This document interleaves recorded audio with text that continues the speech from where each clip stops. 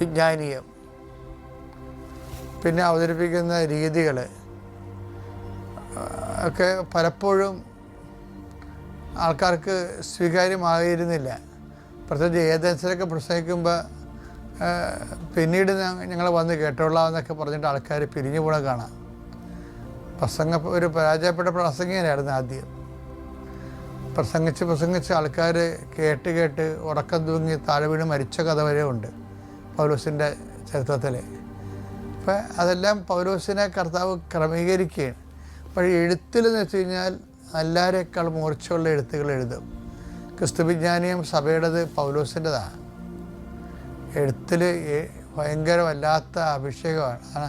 അതാണ് അദ്ദേഹത്തിൻ്റെ ക്യാരിസം എന്ന് പറയുന്നത്. 2 പത്രോസ് 3:15-16 നമ്മുടെ കർത്താവിൻ്റെ ദീർഘക്ഷമ രക്ഷാകരമാണെന്ന് കരുതിക്കൊള്ളുവിൻ. നമ്മുടെ പ്രിയപ്പെട്ട സഹോദരനായ പൗലോസ് തനിക്ക് ലഭിച്ച ജ്ഞാനമനുസരിച്ച് ഇക്കാര്യം തന്നെ നിങ്ങൾക്ക് എഴുതിയിട്ടുണ്ടല്ലോ. ഈ വിഷയങ്ങളെക്കുറിച്ച് പറയുമ്പോഴെല്ലാം ഇങ്ങനെ തന്നെയാണ് എല്ലാ ലേഖനങ്ങളിലും അവൻ എഴുതിയിരിക്കുന്നത്. മനസ്സിലാക്കാൻ വിഷമമുള്ള ചില കാര്യങ്ങൾ അവയിലുണ്ട്. അറിവില്ലാത്തവരും ചഞ്ചല മനസ്കരുമായ ചിലർ മറ്റു വിശുദ്ധ ലിഖിതങ്ങളെ പോലെ അവയെയും തങ്ങളുടെ നാശത്തിനായി വളച്ചൊടിക്കുന്നു.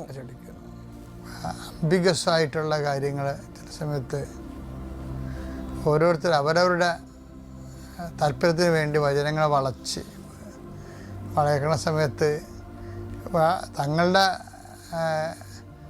വ്യാഖ്യാനിക്കത്തിലേക്ക് വചനത്തെ വളച്ച് കഴിയുമ്പോൾ അത് ഒടിഞ്ഞു പോകും.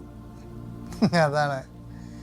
അപ്പം അത് അങ്ങനെയുള്ളത് കൊണ്ട് ചില ആൾക്കാർ പൗലോസിനെ ഇങ്ങനെ ന്യായവാദങ്ങളെ, അദ്ദേഹത്തിൻ്റെ അവതരിപ്പിച്ച ക്രിസ്തുവിജ്ഞാനീയത്തെയും, പിന്നെ അദ്ദേഹം ജയിലിൽ പിടിക്കപ്പെട്ട സമയമുണ്ട്. അപ്പോഴും പൗലോസ് ഒറ്റപ്പെട്ടു പോയിട്ടുണ്ട്.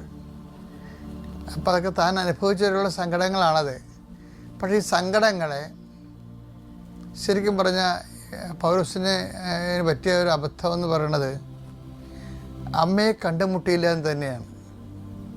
ഇതിൻ്റെ ഇരട്ടി എന്തെല്ലാം സങ്കടങ്ങളുണ്ടായിരുന്നുള്ള ആളാണ് അമ്മ. പക്ഷേ ആരോടും അത് പറഞ്ഞില്ല.